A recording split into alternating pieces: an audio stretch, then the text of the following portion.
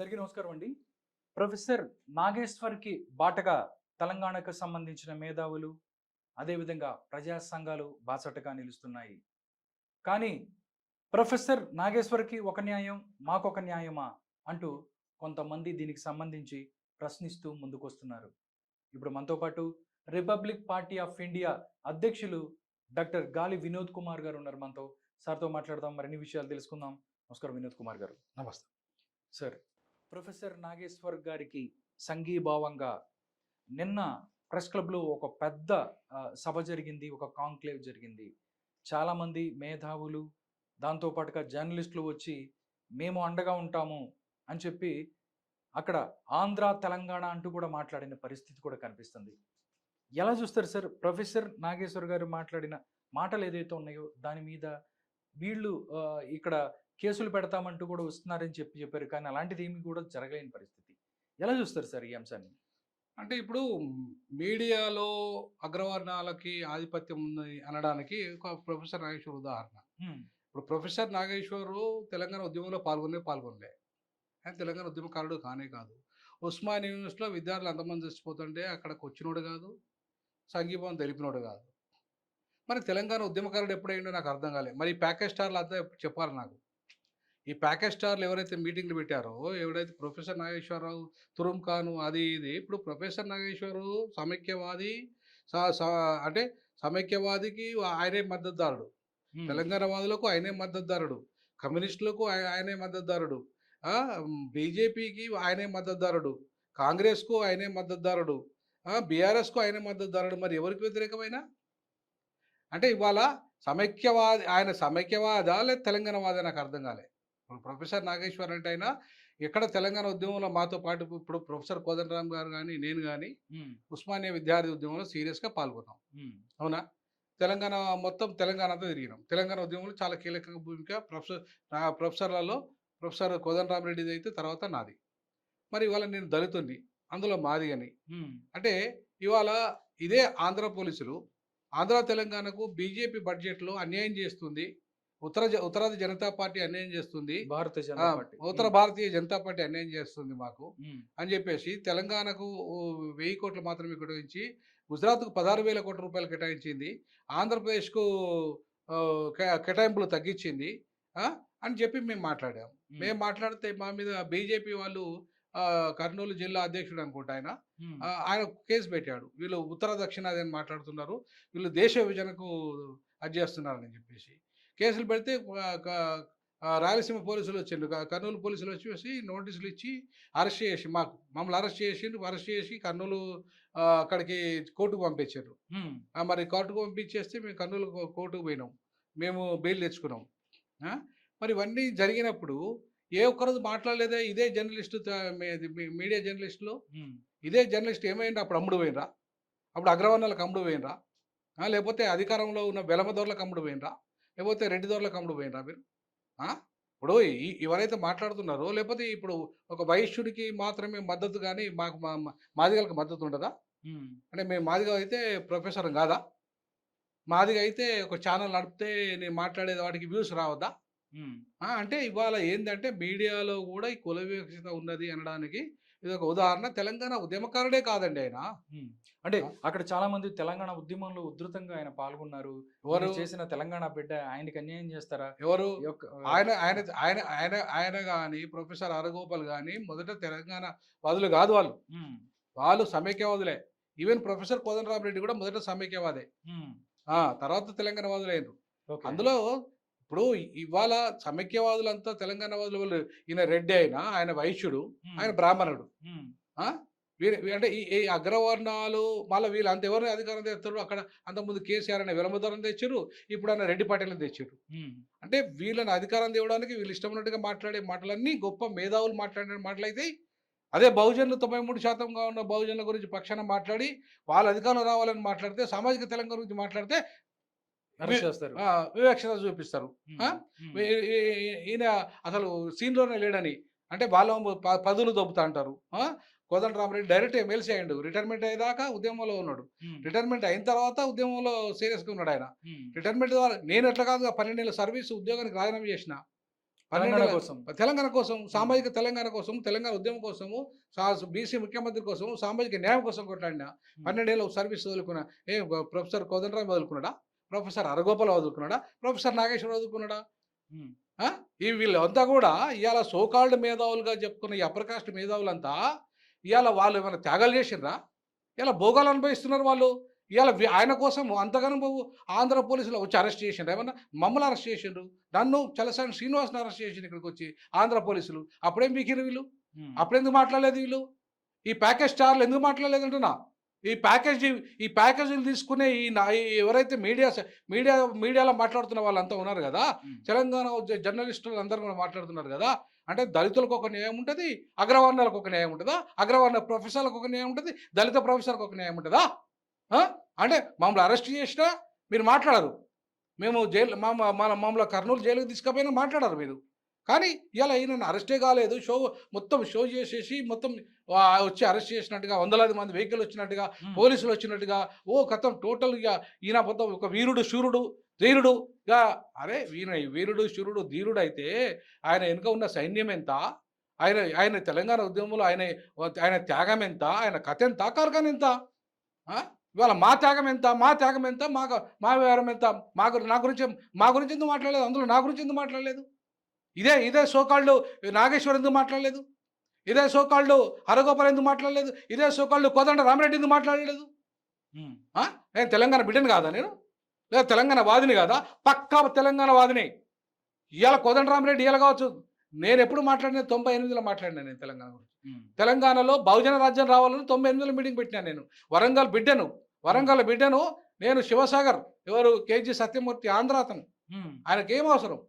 ఆయన వచ్చి తెలంగాణలో బహుజన రాజ్యం రావాలి, తెలంగాణ ఉద్యమం రావాలని చెప్పేసి 98లో మేము నా పెద్ద బిడ్డ పుట్టినప్పుడు వరంగల్ బహిరంగ సభ పెట్టిన నేను 98లో. ఇక కుదరరా ముక్కు తెలుసా, ముఖం తెలుసా? అప్పుడు తెలంగాణ ఉద్యమంలో ఉన్నాడు ఆయన. ఇవాళ మాట్లాడుతున్నారు వీళ్ళంతా పదులు దొప్పుతున్నారు, పైసలు.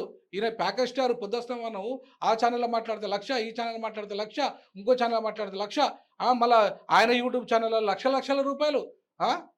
అటు ఉద్యోగం ఇవన్నీ చేసుకుంటూ, అటు అంతకుముందు కమ్యూనిస్టు ఛానల్లో చేసుకుంటూ అక్కడ ఇవన్నీ సంపాదించుకుంటున్నవాడు త్యాగపురుషుడు అవుతాడు.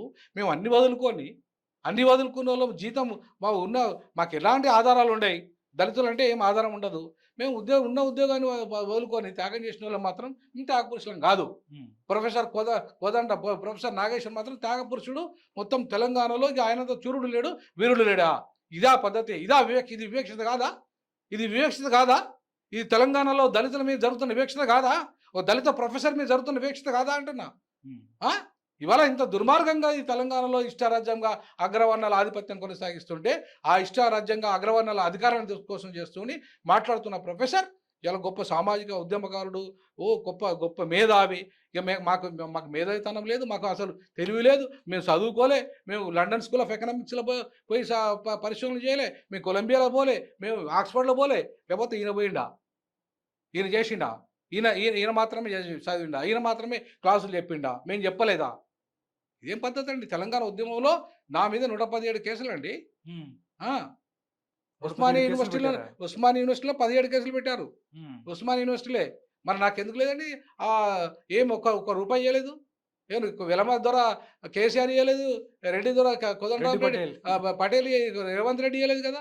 మరి అదే పాషా మీదకి ₹1,00,00,000 ఇచ్చిండే. అదే వీళ్ళందరికి ఈయనకు ఎమ్మెల్సీ పదవి ఇచ్చిండే రేవంత్ రెడ్డికి. ₹1,00,00,000 తీసుకున్నారా వీళ్ళంతా? కానీ ఇక్కడ కూడా వివక్షనంటారా? ఇక్కడ కూడా వివక్షనే. ఉద్యమంలో కోట్లు సంపాదించారు, తర్వాత పదులు సంపాదించారు, ఇప్పుడు మేధావులు అయిన వాళ్ళే. మేమెందుకండి నాకు అర్థం కాలే. దళితులైతే మాత్రం ఇంత దుర్మార్గమైన వివక్షత ఉంటుంది. వాళ్ళు మాత్రం హీరోలు, మేము జీరోలమ్మా. అంటే ఇంత చిన్న వయసులో నేను నా ఉద్యోగం 12 ఏళ్ళ సర్వీసుకు రాజీనామా చేసి ఇవాళ తెలంగాణ ఉద్యమంలో అన్నదమ్ముల వాళ్ళ విడిపోదాం, ఆత్మబంధువుల కలిసి ఉందామని అన్నాను. వాళ్ళ లెక్క దొంగల్లాగా దొరల్లాగా చంపేస్తాం, నరికేస్తాం, దోపిడీ చేస్తాను, వెళ్ళిపోని అని అనలేదు. వాళ్ళ లెక్క వసూలు చేయలేదు, సూట్ కేసులు వసూలు చేయడానికి సపోర్ట్ చేయలేదు మేము. ఇప్పుడు పోయి నరికేద్దాం, చంపేద్దాం అన్న వాళ్ళు పోయి మొత్తం ఇక్కడ అనడు, పోయి వసూలు చేసుకొచ్చుడు పైసలు, వీళ్ళకి పంచుడు. ఆ మేధావులు, సోకాళ్ళు మేధావులు అంటే వాళ్ళు వచ్చి మీటింగ్లు పెట్టగానే వచ్చి మాట్లాడు. మాట్లాడు. ఇలా వాళ్ళకు పదవులు, వాళ్ళకు కథ కార్ఖానా. ఇదా న్యాయం? ఇదా ఈ తెలంగాణలో జరగాల్సిన పరిణామాలు? ఈ తెలంగాణలో ఇంతటి దుర్మార్గాలు జరుగుతుంటే, ఈ అగ్రవర్ణాల ఆధిపత్యం దుర్మార్గాలు జరుగుతుంటే, ఇంత దోపిడీ జరుగుతుంటే, ఇంత అణచివేత జరుగుతుంటే ఇంకా మేము మాట్లాడకుండా కూర్చోవాలా? సార్, నీళ్లు, నిధులు, నియామకాలు కోసమే తెలంగాణ ఏర్పడిందని చెప్పారు. దాని తర్వాత తెలంగాణ వచ్చిన తర్వాత ప్రజలందరూ కూడా హ్యాపీగా ఉన్నారు, సుఖశాంతులతో ఉన్నారని చెప్పి కూడా బీఆర్ఎస్ పార్టీ అవ్వచ్చు, లేకపోతే ఇప్పుడు వస్తున్న వీళ్ళు కూడా మాట్లాడుతున్న పరిస్థితి. నిజంగా సామాజిక తెలంగాణ రాలేదని మీరు చెప్తారా? గ్రౌండ్ లెవెల్‌లో ప్రజలు సంతోషంగా లేరా? ఎక్కడున్నారండి సంతోషం?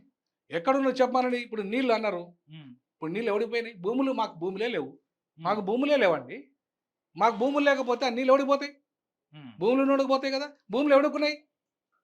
ఇవాళ తెలంగాణలో భూములున్నాయి రెడ్లకు, భూములున్నాయి కమ్మోళ్ళకు, హ్మ్. భూములున్నాయి ఎలమోళ్ళకు, హ్మ్. భూములున్నాయి మా అగ్రవర్ణాలకు. మా దగ్గర ఏముందండి భూమి? ఆ నీళ్ళు ఎవడికి పోయినాయి? ఈ 13 ఏళ్లలో నీళ్ళు ఎవడికి పోయినాయి? నీళ్ళు వాళ్ళకు పోయినాయి. నిధులు ఎవడికి వచ్చినాయి? ఎవడైతే కేసీఆర్, హరీష్ రావు, వాళ్ళు కేటీఆర్ వాళ్ళ కుటుంబానికి వచ్చినాయి. హ్మ్. అవునా? ఇప్పుడు రేవంత్ రెడ్డి కుటుంబానికి వచ్చినాయి. భూములు కబ్జా చేసిండ్రు. కోట్లు, లక్షల కోట్లు సంపాదించిండ్రు. ఆయన ధరణి పేరు మీద లక్షల కోట్లు సంపాదించిండు. ఈయన భూభారతి పేరు మీద ఈయన సంపాదిస్తున్నాడు వేల కోట్లు ఇప్పుడు. హ్మ్. ఇవాళ నీళ్లు, నిధులు, నియామకాలు మాకు బ్యాక్లాగ్ పోస్టులు నింపబడలేదు. 2,50,000 బ్యాక్లాగ్ పోస్టులు. ఉమ్మడి ఆంధ్రప్రదేశ్ ఉన్నప్పుడు 2,50,000 చూపెట్టిండు బ్యాక్లాగ్. మరి ఏమైనాయి? కనీసం బ్యాక్లాగ్ పోస్టులు 1,00,000 ఉండాలిగా మాకు. 1,50,000 ఆంధ్రాకి పోయినా కూడా 1,00,000 మాకు ఉండాలా లేదా? మరి ఏమైనాయి? మా బ్యాక్లాగ్ ఒక్క పోస్ట్ నింపలే. ఒక్క సింగిల్ పోస్ట్ నింపలే. తెలంగాణ వచ్చిన తర్వాత ఇంతవరకు ఆయన మొత్తం 13 ఏళ్లలో ఈయన మొత్తం కలిపి లక్ష పోస్టులు నింపాలి ఇద్దరు కలిసి. హ్మ్. ఆయన ఇద్దరు కలిసి 1,00,000 పోస్టులు నింపలేదు. మరి ఏమైనాయి? మా పోస్టులు ఏమైనాయి? హ్మ్. ఎక్కడొచ్చినాయి? నీళ్ళు ఎక్కడొచ్చాయి? నిధులు ఎక్కడొచ్చాయి? నియామకాలు ఎక్కడ జరిగాయి? మరి ఇవన్నీ ఇప్పుడు ప్రజలు సుఖంగా ఉన్నట్ట? మాకు భూములు ఎన్ని పంచారు హ్మ్. చెప్పండి? మాకు ఉద్యోగాలు ఎన్ని ఇచ్చారు చెప్పండి? మాకు బడ్జెట్ ఎంత ఇచ్చారు చెప్పండి?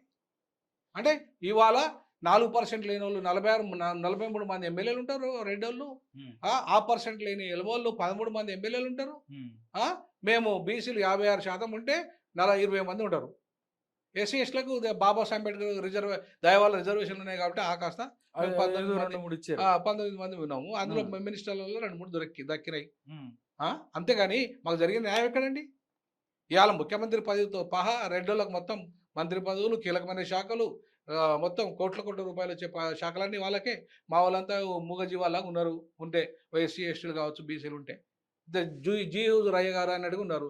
ఎలమదార కేసీఆర్ అయితే అసలు నోరు కూడా తెరవనీయలే మా వాళ్ళను. హ్మ్. అసలు మాట కూడా మాట్లాడలే. అటువంటప్పుడు మాకు ఎక్కడ న్యాయం జరిగింది? ఈ 93% ఉన్న వాళ్ళకు మాకు ఎక్కడ న్యాయం జరిగింది? మరి ఈయన కోదండరామరెడ్డికి సోయి లేదా? సోయలేదా? అరగోపాల్ బ్రాహ్మణ్ సోయి లేదా? ఈయన సో కాల్డ్ ఇన్ని రోజుకు గంటలు మాట్లాడుతుంటాడు కదా, వీడియోలు అన్ని చేస్తుంటాడు కదా. హ్మ్. మరి మాకు జరుగుతున్న అన్యాయాలు ఆయన కళ్ళకు కనపడతలేవా? ఎక్కడో అమెరికా, యూరోప్, అది ఇరాన్, ఇరాక్ ఇవన్నీ మాట్లాడుతున్నాడు కదా. ఎవరు ఈ ప్రొఫెసర్ నాగేశ్వర్ సో కాల్డోడు. హ్మ్. మరి మాకు జరుగుతున్న అన్యాయం గురించి ఏం మాట్లాడిండు? ఎన్ని మాట్లాడిండు? ఇంత అన్యాయం జరుగుతుంటే, ఇంత దుర్మార్గం జరుగుతుంటే, ఇంత అణచివేత జరుగుతుంటే, ఇంత ఆత్మహత్యలు జరుగుతుంటే, మమ్మల్ని హత్యలు జరుగుతుంటే ఏ సోకాల్డ్ నాగేశ్వర్ మాట్లాడిండు? ఏ సోకాల్డ్ హరగోపాల్ మాట్లాడిండు? ఏ సోకాల్డ్ ప్రొఫెసర్ కోదండ రామరెడ్డి మాట్లాడిండు? హ్మ్. అంటే అగ్రవర్ణాల ప్రొఫెసర్లు అయితే ఒక న్యాయము, అనగారిన వర్గాలు అయితే ఒక న్యాయం. ఓకే. అంటే ఆయన మాట్లాడిన మాటలు ఒకసారి చూసుకున్నట్టయితే అమిత్ షాకి సంబంధించి జనసేన టీడీపీ కన్నా అమిత్ షా బీజేపీకి జగన్ అంటేనే ఎక్కువ ఇష్టం ఉన్నట్టుగా ఆయన మాట్లాడిన మాటలు. ఆయన దాన్ని సమర్థించుకుంటూ తర్వాత ఆయన ఉపసంహరించుకున్న పరిస్థితి కూడా ఉంది. కానీ కొన్ని ఛానల్స్‌లో ఆయన మాట్లాడిన మాటలు యుద్ధం మీరు మొదలుపెట్టారు నేను క్లోజ్ చేస్తా అంటూ కొన్ని ఏదైతే కొన్ని ఛాలెంజెస్ చేసాడో అవి ఈ రెండిటికి కారణం అంటే చూస్తారా? ఎలా చూస్తారు మీరు దీన్ని? అంటే ఇప్పుడు జగన్మోహన్ రెడ్డికి చంద్రబాబు కంటే చంద్రబాబు ఎట్లనైనా జగన్మోహన్ రెడ్డి ఇష్టమవుతాడు. ఎందుకు జగన్మోహన్ రెడ్డి ఇష్టమవుతాడు? హ్మ్. జగన్మోహన్ రెడ్డి అనేటి ఆయన జూనియర్, నిన్నగాక మొన్న వచ్చినోడు. వీళ్ళంతా సీనియర్లు. హ్మ్. బీజేపీ లక్ష్యం ఏంది? సీనియర్లను క్లోజ్ చేయాలి. హ్మ్. చేసేసిండు కదా. హ్మ్. నితీష్ని చేసిండ్రు. సేమ్ అట్లాగే చేసాడు. చేసిండ్రు. వాళ్ళు హ్మ్. బీజేపీ తెచ్చుకున్నారు మళ్ళా. హ్మ్. ఇక్కడ బీజేడీ ఆయన పేరేం పేరు పాపం, హ్మ్. ఇక్కడ బీజేడీ నాయకుడు నవీన్ పట్నాయక్ హ్మ్. ఆయన క్లోజ్ చేసిర్రు. అక్కడ బీజేపీ బీజేపీ తెచ్చుకున్నారు. వచ్చింది. అక్కడ మన మహారాష్ట్ర అక్కడ వాళ్ళని క్లోజ్ శివసేన చేసిండ్రు. వాళ్ళు కూడా అదే క్లోజ్ పరిస్థితి. చేసేసిండ్రు. వాళ్ళ బీజేపీని తెచ్చుకున్నారు. రేపు ఆంధ్రప్రదేశ్లో క్లోజ్ చేస్తారు. హ్మ్. బీజేపీని తెచ్చుకుంటారు. హ్మ్. కొన్ని రోజులు ఉంటాడు కావచ్చు జగన్మోహన్ రెడ్డి. తర్వాత హ్మ్. బీజేపీ తెచ్చుకుంటారు. ఓకే. ఇది కదా వాళ్ళ టార్గెట్. వాళ్ళ టార్గెట్ ఫుల్ఫిల్ చేస్తాడు నాగేశ్వరు. ఇప్పుడు నాగేశ్వర్కి బీజేపీ వాళ్ళు ఎందుకు అంతగానో సపోర్ట్ చేస్తున్నారు? అదే అసలు జనాలకు అర్థం కాని విషయం ఇప్పుడు అంటే ఈయన లెఫ్టిస్ట్ అని చెప్పుకుంటాడు. అవును, నేను ఆయన ఎమ్మెల్సీగా పోటీ చేసింది లెఫ్టిస్ట్ల తరఫున. నేను బీజేపీ మీద అన్నిటి మీద నేను ఆ. గెలిచానని చెప్తున్నాడు కదా ఆయన. అదే నేను ఏమంటున్నా, ఉమ్. లెఫ్టిస్ట్ అని చెప్పుకుంటాడు. ఆయనేమో లెఫ్ట్ పార్టీల సపోర్ట్తోనేమో ఎమ్మెల్సీ గెలుస్తాడు. సపోర్ట్ చేసేది మాత్రం బీజేపీకి. బీజేపీకి ఏమో సపోర్ట్ చేస్తాడు. ఇప్పుడు మరి ఈయన లెఫ్టిస్టా, ఈయన రైటిస్టా, లేకపోతే ఈయన బీఆర్ఎస్ తెలంగాణ ఇటా, ఉమ్. లేకపోతే కాంగ్రెస్ సమైక్యత. ఇటా? ఈయన కాంగ్రెస్ ఇష్టా? ఆ. ఏంటిది ఈయన? ఎవరి వైపు ఉన్నాడు? లేదా మా సామాజిక తెలంగాణ వైపా, ఉమ్. మా బడుగు బలైన వర్గాల వైపా, ఎవరి వైపు ఉన్నాడు ఆయన? ఇవాళ ఎవడు పైసలు ఇస్తే వాళ్ళ వైపు ఉంటాడు ఆయన. ఎవరు డబ్బులు ఇస్తే ప్యాకేజ్ స్టార్ అండి నాగేశ్వరు. డైరెక్ట్ చెప్తా, నేను దమ్మున ప్రొఫెసర్గా చెప్తున్నాను. ప్యాకేజ్ స్టార్ ఆయన. ఎవడు ప్యాకేజ్ ఇస్తే వాని వైపు మాట్లాడతాడు. ఉమ్. అటువంటి వాడు ఇవాళ ఆయన గురించి మాట్లాడుతా అంటే ఆయనకు చెప్పే కథలన్నీ కహానీలన్నీ వినుకుంటా కూర్చోవాలా మేము? చెవులో పువ్వు పెట్టుకుంటాం ఏమైనా? ఉమ్. చెప్పండి, నాకు అర్థం కాలే. ఇవాళ ఆయన మాట్లాడినది ఏంది? బీజేపీ టీడీపీ కంటే కూడా వైఎస్ఆర్సీపీ అంటే ఇష్టం అవును. అని మాట్లాడిండు. వాస్తవమే కదా, అవును. అది వాస్తవమే. దాన్ని ఎవరు కాదని లేరు. ఉమ్. ఎందుకు కాదని లేరంటే నేను ఇప్పటిదాకా చెప్పిన కదా. అవును. ఇప్పుడు బీజేపీకి అయినా కాంగ్రెస్కైనా ప్రాంతీయ పార్టీలను క్లోజ్ చేసే లక్ష్యం వాళ్ళది, అంతే కదా. ఇవాళ ప్రాంతీయ పార్టీ ఏముంది? ఇవాళ బీఆర్ఎస్ ఉంది, ఇక్కడ క్లోజ్ చేయాలి దాన్ని. అవునా? ఇక్కడ బీఆర్ఎస్ ఉంది, దాన్ని క్లోజ్ చేయాలి. అది కాంగ్రెస్ లక్ష్యం, బీజేపీ లక్ష్యం ఒకటే. అక్కడ ఇప్పుడు టీడీపీ ఉంది, దాన్ని క్లోజ్ చేయాలి. చేసుకోవాలి. ఇప్పుడు అక్కడ ఏమి తమిళనాడులో కూడా ఇప్పుడు తాత్కాలికంగా విజయ్ వచ్చింది, కానీ రేపు ఆ విజయ్ ఏమన్నా బచ్చగాడు, రేపు మింగేస్తారు విజయ్ని. మింగేసి బీజేపీ తెచ్చుకుంటారు అక్కడ. ఇట్లా అది కదా వాళ్ళ విధానం. మొత్తం భారతదేశంలో ప్రతి స్టేట్ ను కూడా వాళ్ళ చేతుల్లోకి తెచ్చుకోవడానికి. అంతే కదా. అంటే వెస్ట్ బెంగాల్ కూడా అదే పరిస్థితి ఏంది? అంతే కదా. ఇప్పుడు నాగేశ్వరు ఇవాళ లెఫ్ట్ పార్టీలను అధికారం తెస్తాడా, లేదంటే కాంగ్రెస్ అధికారం తెస్తాడా, లేదంటే ప్రాంతీయ పార్టీలను తెస్తాడా? అసలు నాగేశ్వరు విధానం ఏందో చెప్పానండి. నాగేశ్వర్ విధానం ఏందో చెప్పానండి. అనాలిసిస్ పేరు మీద ప్యాకేజ్ చేసుకొని లక్షలు సంపాదించి కోట్లు సంపాదించుకునేది ఆయన విధానం. అదేనా? దాన్నైనా మేము సమర్థించాలి, దానైనా తెలంగాణ వాదం అనాలి, దానైనా ఈ ప్యాకేజ్ స్టార్లంతా మాట్లాడాలి. ఏం తెలంగాణ వాదం అండి? తెలంగాణ వాదం ఏడుందండి? బహుజనుల పక్షాన 93% ఉన్న వాళ్ళకి జరుగుతున్న అన్యాయం పట్ల మాట్లాడడం ఎవడు తెలంగాణ వాదే కాదు నా దృష్టిలో. వాడు నా దృష్టిలో వాడు తెలంగాణ వాది కాదు. అట్లాంటి వాళ్ళను ఇవాళ సమర్థించుకుంటూ కూర్చుంటే మా మీద ఆంధ్ర పోలీసులు వచ్చి మమ్మల్ని అరెస్ట్ చేత కూడా మాట్లాడని తెలంగాణ వాదులు. మేము తెలంగాణకు జరుగుతున్న అన్యాయం గురించి మాట్లాడితే, తెలంగాణకు బడ్జెట్లో అన్యాయం జరిగిందని మాట్లాడితే ఒక్కడు మాట్లాడాడే. ఈ నాగేశ్వరం అప్పుడు నోరు ముగబోయిందా? నాగేశ్వరిది ఆరగోపాల్ నోరు ముగబోయిందా? లేకపోతే కోదండరామరెడ్డి నోరు ముగబోయిందా? పాపం ఆంధ్ర వాళ్ళు మాట్లాడారు. ఆంధ్ర కాంగ్రెస్ అధ్యక్షుడు మాట్లాడిండు, శైలజనాథ్ మాట్లాడిండు. ఆంధ్రలో ఉన్న కమ్యూనిస్ట్ పార్టీలు అరెస్టును ఖండించినాయి. మీరెందుకు ఖండించలే నా అరెస్టును? తెలంగాణ జర్నలిస్ట్ ఏమైనరు? ఎడబన్నారు తెలంగాణ జర్నలిస్ట్ అంతా కూడా ఏమైనరు? ఇప్పుడు మేము తెలంగాణ ఉద్యమంలో అంత సీరియస్గా పనిచేస్తుంటే మరి జర్నలిస్టులు చూడలేదా? తెలియదా? చరిత్ర తెలియదా? మొత్తం మీడియా ఓపెన్ చేయమనండి, ప్రతి పేజీలో కనపడతా నేను. ఉస్మానియాలో ప్రతిరోజు కనపడతా నేను. ఏమైంది? నాకెందుకో ఇయ్యలేదు మరి ఏది ఉద్యమకారుల ఫండ్ ఇవ్వలేదు, లేదా ఉద్యమకారుల పేరు మీద నాకు ఎమ్మెల్యే పోస్ట్ ఇవ్వలేదు, లేకపోతే నాకు చదువు లేదా, నాకు క్వాలిఫికేషన్ లేదా, లేకపోతే నేను సమర్థుని కాదా? నాకు ఎందుకు ఇవ్వలేదండి పోస్టులు? దీంట్లో కూడా కులవివక్షణ, మొత్తం కులవివక్షత. మాట్లాడితే ఎవడైనా ఆత్మగౌరవంగా ఉండి మాట్లాడితే మనకి పదవులు ఉంటాయి, మనకి పదవులు ఉద్యమకారునిగా గుర్తింపు ఉండదు. మరి ఈ సోకాడు నాగేశ్వర్ ఏం బిగుతాడండి? ఎందుకు మాట్లాడతలేడండి ఇవన్నీ జరుగుతున్న అన్యాయాల గురించి? అట్లాంటి వాడు ఇలా తెలంగాణలో మొత్తం వచ్చి తెలంగాణ తెచ్చిండు ఆయన ఏమన్నా? తెలంగాణ ఉద్యమంలో ఉన్నాడు ఆయన ఏమన్నా? తెలంగాణ ఉద్యమకారుడా? లేకపోతే మాలాగా ఇట్లాంటి మాట్లాడేది నాకు అర్థం కాలే. ఖచ్చితంగా మేము నిలదీస్తాం ఇట్లాంటి సోకాళ్ళు, వాళ్ళ భరతం మేము. ఎందుకంటే మాలాంటి వాళ్ళు నిజాయితీగా పనిచేస్తున్న వాళ్ళకు ఎక్కడ అవకాశం లేకుండా చేస్తున్నారు వీళ్ళంతా, కొడుకులంతా, సోకాళ్ళు కొడుకులంతా. వాళ్ళే మొత్తం లెఫ్టిస్టులకు వాళ్ళే అడ్వైజర్స్, రైటిస్టులకు వాళ్ళే అడ్వైజర్లు, ఈవెన్ లోకల్ పార్టీలకు వాళ్ళే అడ్వైజర్లు. పదవులు వాళ్ళే దొప్పుతారు, పైసలు వాళ్ళే దొప్పుతారు, నిజాయితీ పరులు వాళ్ళే, ఉద్యమకారులు వాళ్ళే. ఇక మేమెందుకు అంటే పీకని కాగా మేమెందుకు ఉండాలి? తెలంగాణ భాష మాట్లాడుతున్నా మేమెందుకు ఉండాలి? ఇక మేమెందుకు మరిగా?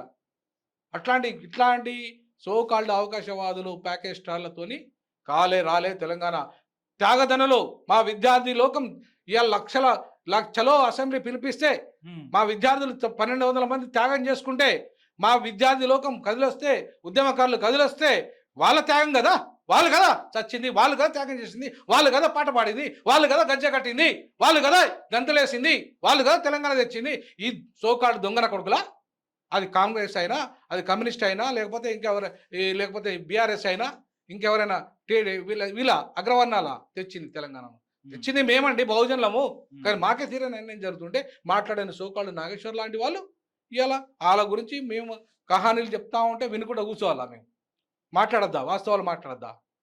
చరిత్ర ఏది నీళ్ళు ఏమైనా, నిధులు ఏమైనా, నియామకాలు ఏమైనా ఎందుకు మాట్లాడతలేడు నాగేశ్వర్? ఎందుకు మాట్లాడతలేడు నాగేశ్వర్?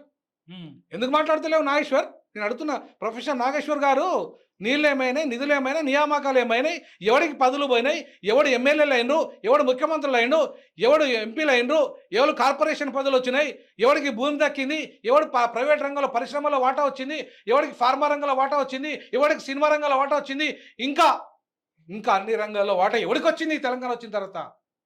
మాకు వచ్చిందా? మా వర్గాలకు న్యాయం జరిగిందా? మరి అట్లాంటప్పుడు నాగేశ్వర్ నోరు మూగపోయిందా? పైసలకు అమ్ముడు పోయిందా? ఏం మాట్లాడింది నాగేశ్వర్? ఎక్కడ మాట్లాడింది నాగేశ్వర్? కథలు కహానీలు చెప్పుకుంటా, స్టోరీలు చెప్పుకుంటా, ఈ ఇరాన్ యుద్ధం అని, ఆ యుద్ధం మీద, ట్రంప్ మీద వందల స్టోరీలు చేస్తావే. మరి ఈ బడుగు బలైన వర్గాల బతుకుల మీద చేయవా? అదా నీ తెలంగాణ ఉద్యమం? అదా నీ నిజాయితీ? ఖచ్చితంగా నిలదీస్తాం. ఖచ్చితంగా నాగేశ్వర్ లాంటి వాళ్ళు కూడా మేము నిలదీస్తాం. ఓకే, అంటే ఎలక్షన్స్ రాబోతుంది, మీరే ఉన్నారు, బహుజనులకు అన్యాయం జరుగుతుందని మాట్లాడుతున్నారు. కానీ ఎన్ని రాజకీయ పార్టీలు ఉన్నాయి తెలంగాణలో, ఎవరు చేయింది? మీరు ఒక రాజకీయ పార్టీతో ముందుకెళ్తున్నారు. మీ ఎజెండా ఏంటి? జనాల్లోకి ఏ విధంగా ముందుకెళ్తున్నారు? ఏంటంటే ఏం చెప్తారు? ఇప్పుడు నా ఎజెండా ఒకటేనండి. 93% మేము ఉన్నామని టీఆర్ఎస్ పార్టీ లెక్కలు చెప్పింది. అదే కాంగ్రెస్ పార్టీ లెక్కలు మార్చింది. లెక్కలు మార్చి రెడ్లాట 10 లక్షల మంది పెరిగినరట, మాదిగొల్లట, మాల మాదిగొల్లట 10 లక్షల మంది తగ్గిరట. అంటే జనగణన అంటూ ఏదో చేస్తున్నారు. చేసిన కదా, అదే చెప్తున్నా. ఇంటికి కూడా ఇప్పుడు ఇదేమో సెంట్రల్ గవర్నమెంట్ చేస్తుంది. అంతకుముందు మావాడు రేవంత్ రెడ్డి చేసిండుగా. రేవంత్ రెడ్డి చేసిన దాంట్లో రెడ్లాట బాగా క్రమశిక్షణ కలిగిన మాల మాదిగలో క్రమశిక్షణ కలిగిన వాళ్ళు తగ్గించుకున్నారు. ఫ్యామిలీ ప్లానింగ్ బాగా చేసుకుని తగ్గిపోయి 10 లక్షల మంది జనాభా మా తగ్గించి ఆ 10 లక్షలు తీసుకుపోయి ఎవరికి రెడ్ల దాన్ని చూపించుకున్నాడు ఆయన. అంటే చూడండి, నీకు అధికారం ఉందని నీ తారుమారు లెక్కలు వేసుకుని నేను చూపించుకొని ఇప్పుడు 85% మేమున్నామని చూపెట్టుకుంటుండ ఆయన. 15% అలా యాక్చువల్గా కేసీఆర్ చెప్పింది 7% అగ్రవర్ణాలు అని చెప్పిండు. అది వాస్తవం చెప్పిండు ఆయన. కానీ ఈ రేవంత్ రెడ్డి వచ్చి 15% పెంచుకున్నాడు. ఎందుకు? 10% ఈడబ్ల్యూఎస్ రిజర్వేషన్లకు అగ్రవర్ణాలకు ఇచ్చుకోవాలి కాబట్టి. తన రెడ్లకు మొత్తం కలెక్టర్లు ఇచ్చుకోవాలి, గ్రూప్ 1 ఆఫీసర్లు ఇచ్చుకోవాలి, మొత్తం తన రెడ్లకు పదవులను ఇచ్చుకోవాలి, ఐఏఎస్లకు కీలకమైన పోస్టులు ఇచ్చుకోవాలి, 10% కోటా చూపించుకోవాలి. సో ఇవన్నీ చేసుకోవాలి కాబట్టి రేవంత్ రెడ్డి ఇవాళ 15% చూపించుకున్నాడు. మరి రేవంత్ రెడ్డి మీద మరి ఎందుకు చేయలేదు? 15% ఎట్లా వచ్చింది? ఈ తారుమారు లెక్కలు ఎట్లయినాయి, ఏం కథ అని ఎందుకు మాట్లాడలేదు? ఎందుకు నిలదీయలే? ఎందుకు మాట్లాడతలేడు? అంటే ప్యాకేజ్ ఎవడిస్తే వాడికి అనుకూలంగా నువ్వు మాట్లాడతావు, ప్యాకేజ్ స్టార్గా మిగిలిపోతావు. అలా పోయి T99లా మాట్లాడుకుంటే అక్కడ ఒక ప్యాకేజీ, ఇంకో దాంట్లో మాట్లాడుకుంటూ ఇక్కడ ఒక ప్యాకేజీ. నీ దానికి లక్షలు ఉద్యోగం చేసుకోవడానికి లక్షల రూపాయలు సంపాదించను, కోట్లు సంపాదించను. ఇప్పుడు కూడా ఇంకా ఎక్కడ కూడా పాపం బడుగు బలైన వర్గాలు ఎదగకుండా ఇలా కౌంటైనావు సంపాదించుకునే జాలక. ఇప్పటికీ మళ్ళా ఇవాళ నేనే హీరోను, యుద్ధం మొదలుపెట్టింది మీరైతే నేను చేస్తా. ఏవండి నీ యుద్ధం? నీ వెనక ఏముందని యుద్ధం చేస్తాను? పైసలు పడితే ప్యాకేజ్ స్టార్లు వచ్చి ఇట్లా మొత్తుకుంటారు. అదా యుద్ధం? యుద్ధం అంటే దమ్ము అయితే నువ్వు ఒక ముఖ్యమంత్రికి పోటీ చేయి. యుద్ధం దమ్ము అయితే నువ్వు ఒక ఎంపీగా పోటీ చేసి ఎందుకు ఓడిపోయినావు? ఎందుకు ఓడిపోయినావు నువ్వు? నీకు దమ్మునని అయితే యుద్ధం మొదలుపెట్టడం అయితే వీళ్ళ మీద యుద్ధం మొదలుపెట్టలే, రేవంత్ రెడ్డి మీద యుద్ధం మొదలుపెట్టలే, కేసీఆర్ మీద. ఈ దాంట్లో కూసంగానే అంటే ఇప్పుడు కేఏపాల్ కూడా కోట్లాది మంది ఫాలోవర్స్ ఉంటారు. కానీ ఆయనకు పోటీ చేస్తే ఎన్ని వచ్చినాయి ఓట్లు? ఆయన పర్లేదండి, ఆయన ఏదో కొంత నిజాయితీగా మాట్లాడుతాడు. ఆయన నంబర్ గానీ నిజాయితీ పరుడు. అవును, ఆయన నిజంగా చెప్పాలంటే నిజాయితీ పరుడు. ప్యాకేజీలు మాట్లాడుకోడు ఆయన. వీళ్ళ యొక్క ప్యాకేజీలు కాదు, కానీ ఫాలోవర్స్ కోట్లాది మంది ఫాలోవర్స్ వచ్చిన ఓట్లు తక్కువనే కదా. నీకు అది కూడా లేదు కదా. ఫాలోవర్స్ వ్యూస్ వచ్చినాక అంత మాత్రాన ఇక మొత్తం నీకు జనం నీ వెనక సైన్యం ఉంది, యుద్ధం చేస్తే నువ్వు అది చేస్తావా? నీకు అంత దమ్ముందా? అంటే ఆయన పేటీఎం అన్నందుకు నేను పేటీఎం అయితే నన్ను పవన్ కళ్యాణ్ నా కొడుకు పెళ్ళికి వచ్చాడు, నన్ను అందరు పిలిచారు, నన్ను ఇలా చేశారు, నేను అంత గొప్పోడిని, నన్ను పేటీఎం అంటారు అంటాడు ఆయన. పేటీఎం కాకపోతే నువ్వు ప్యాకేజ్ తీసుకోవట్లేదు, డైరెక్ట్ అడుగుతున్నాను నేను. నువ్వు ప్యాకేజ్ తీసుకోవట్లేదా? నువ్వు ఫ్రీగా చేస్తున్నావు ఏమన్నా? ఎక్కడన్నా ఫ్రీగా చేస్తున్నా చెప్పమనండి. ప్యాకేజ్ తీసుకోకుండా ఎక్కడన్నా ఫ్రీగా చేస్తున్నాడా చెప్పమనండి. నువ్వు ఇప్పటిదాకా ఉద్యోగం చేసుకుంటూ కూడా నువ్వు ఫ్రీగా ఎక్కడ చేయలేదు. నువ్వు ఖచ్చితంగా పేటీఎమే.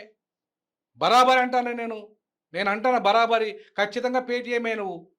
నేను అంటాను ఇవాళ మాట్లాడుతున్నాను నేను ఆయన గురించి.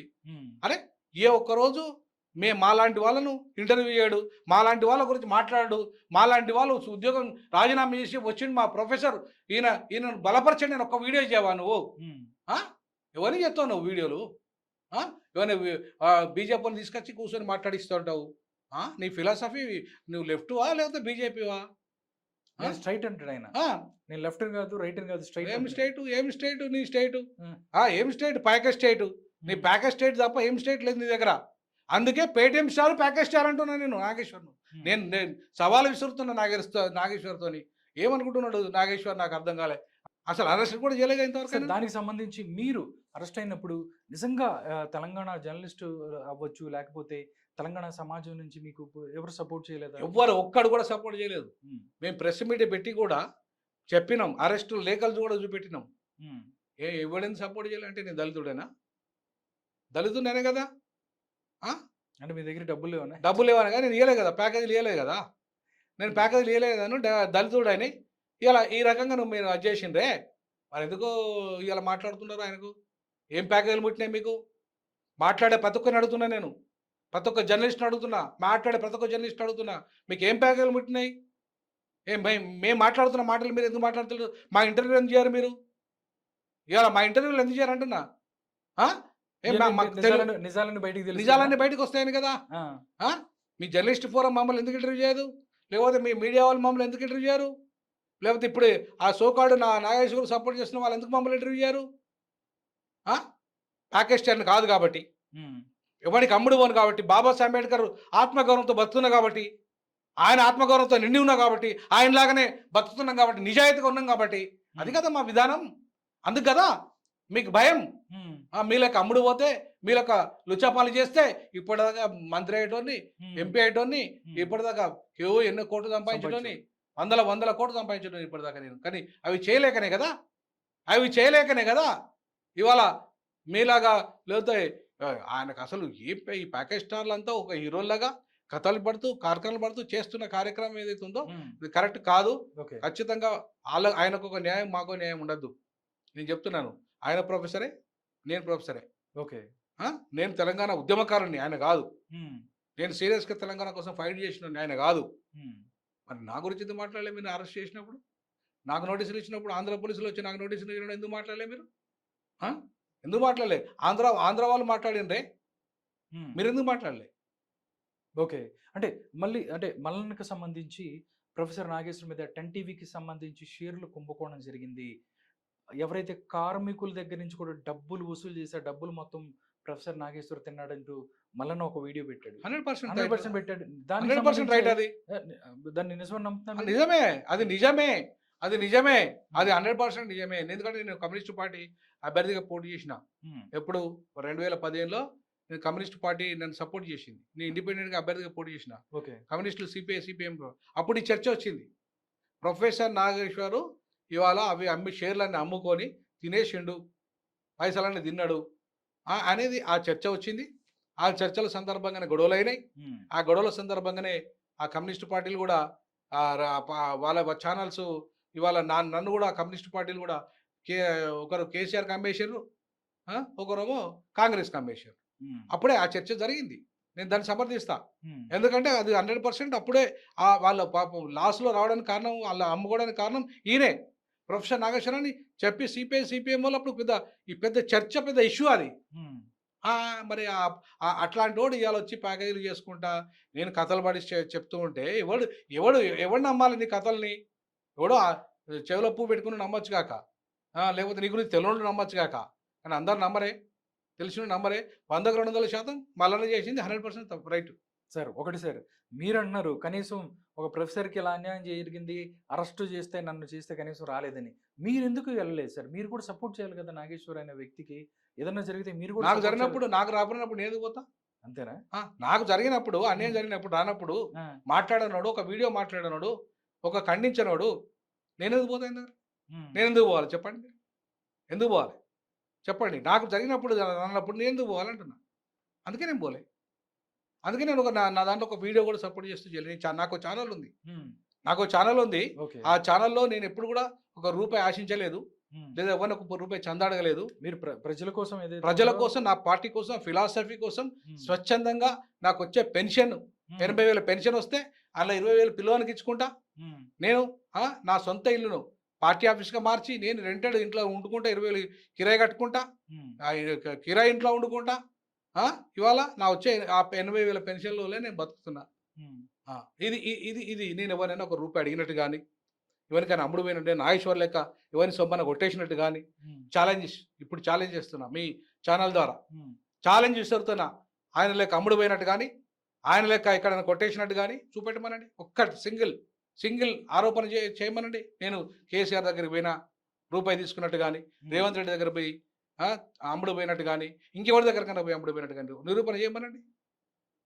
మరి అదే మల్లన్న పెట్టిండుగా ఆయన మీద. ఆయన మీద పెట్టిండా లేదా? అదే పెట్టాడు. ఫోన్ చేసి నీ మీద కేసు పెడతామంటే నీ ఇష్టం వచ్చినట్టు పెట్టుకున్నాడు. పెట్టుకోమను. నా మీద కూడా పెట్టుకోమను. ఉమ్, నా మీద కూడా పెట్టుకోమను. ఉమ్, నేను ఇప్పుడు ఛాలెంజ్ చేస్తాను కదా, నా మీద కూడా పెట్టుకోమను. పెట్టుకోమను, దమ్ముంటే పెట్టుకోమను. నేను మాట్లాడేది వాస్తవాలా కాదా? ఉమ్, నేను మాట్లాడేది వాస్తవాలు. నిజాయితీగా ఉన్న దమ్మున్న వాడిగా మాట్లాడుతున్నాను నేను. అర్థమైందా? నా మీద కూడా ప్రొఫెసర్ నాగేశ్వర్ ఎన్ని కేసులు పెట్టుకుంటే పెట్టుకోమను.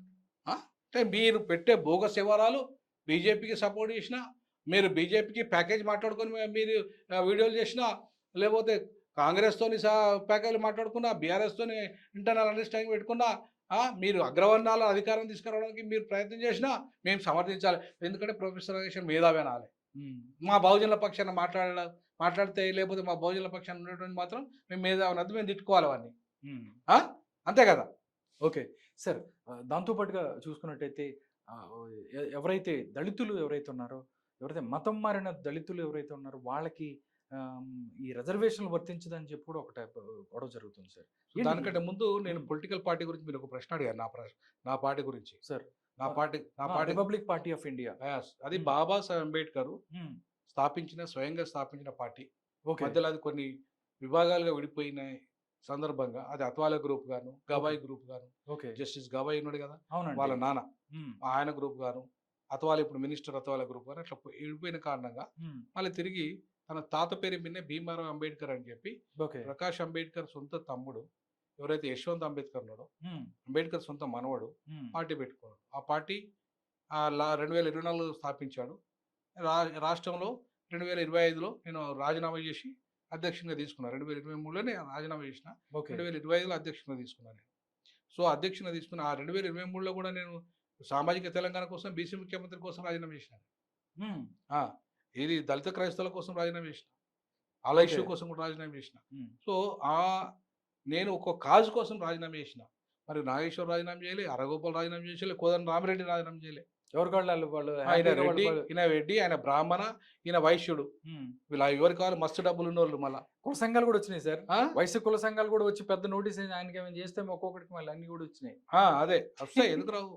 అంటే ఇప్పుడు నాగేశ్వర్ గొప్ప వాళ్ళ కులం గురించి గొప్ప పోరాటం చేసాడుగా. ఉమ్, వాళ్ళ కులం గురించి పెద్ద ఇప్పుడు కంచాయిలయ్య ఇప్పుడు వాళ్ళ వైశ్యులను తిట్టినప్పుడు, అవును. ఈయన సామాజిక స్మగ్లర్ అన్ని మాట్లాడినప్పుడు ఈయన పోయి పోరాటం చేసిండుగా. సో కాబట్టి నేను ఏమంటానంటే మా పార్టీ చాలా గొప్ప ఫిలాసఫీ ఉన్న పార్టీ. అంబేద్కర్ తన యొక్క రాజ్యాంగం ద్వారా ఆశించిండు సామాజిక, ఆర్థిక, రాజకీయ న్యాయాన్ని, సమన్యాయాన్ని. ఎవరి జనాభా ఎంతో అన్ని రంగాల్లో వారికి అంత వాటా రావాలని రాజ్యాంగం రాశాడు. కానీ అది ఎక్కడ అమలైతే లేదు. సో అట్లాంటి లక్ష్యం కోసం పనిచేస్తున్న పార్టీలో అధ్యక్షునిగా నేను పనిచేస్తున్నా. అది కూడా ఉద్యోగానికి రాజీనామా చేసి అధ్యక్ష పదవి. నిజంగా గ్రేట్ అండి. అంటే ఒక ఉద్యోగం వదులుకొని కూడా వచ్చి ఇట్లాగా సామాజిక 12 సంవత్సరాల ఉద్యోగం ఒకటి కాదు, 3 లక్షల దగ్గర జీతం. మరి 3 లక్షల ఉద్యోగం వదులుకొని 12 సంవత్సరాలకి సర్వీస్ వదులుకోవటం ఎన్ని కోట్లు? మరి ఈ నాగేశ్వర్ వదులుకున్నాడా? ఉమ్, ఈ అరగోపాల్ వదులుకున్నాడా? ఈ కోదండ రామరెడ్డి వదులుకున్నాడా? వీళ్ళ కోటీశ్వర్లు, మళ్ళీ వీళ్ళంతా కోటీశ్వర్లే. ఉమ్, కానీ వదులుకున్నారా? పేదలమైన మేము వదులుకున్నాం. మాది కదా నిజాయితీ, వాళ్ళదా నిజాయితీ, మాదా? ఉమ్, సో కాబట్టి ఇట్లాంటి నిజాయితీ పరులకు, కమిట్మెంట్ ఉన్న వాళ్ళను అరెస్ట్ చేస్తే మీరు మాట్లాడారు. కాజ్ కోసం పనిచేసిన మాట్లాడారు. మీకు మీ గురించి అరెస్ట్ అయితే మాత్రం మేము మాట్లాడాలి. ఊరికి వచ్చి అయ్య బాంచను ఇక ఇగో ఈ మా వైశ్య ద్వారా లేకపోతే మా రెడ్డి ద్వారా మా బాపన్ దొరకు అన్యాయం జరిపోయిందని మాట్లాడాలా? ఉమ్. మాకు అన్యాయం జరిగినప్పుడు మీరు మాట్లాడినప్పుడు. సో ఇది ఇది ఇది ఇది ఇది నా విధానం. ఓకే. అంబేద్కర్ కోరుకున్న సమసమాజ నిర్మాణమే ఆర్పీ పార్టీ లక్ష్యం. ఓకే.